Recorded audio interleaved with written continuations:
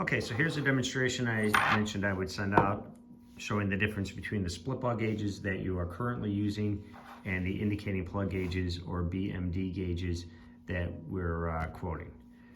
So right now your operator is going into a part and he's rocking the gauge back and forth and looking where the needle bounces.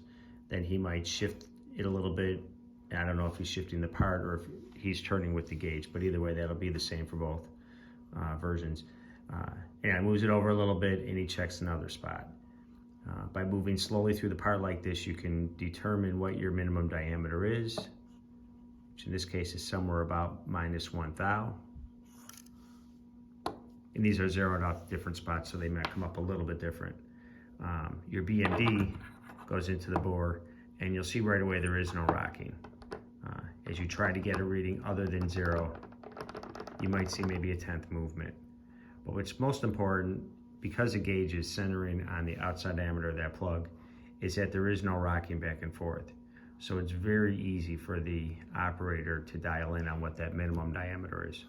Or if the call out is a combination of your minimum versus your maximum diameter, you can actually see both those very easily. You can see your plus about 18/10 and -8/10.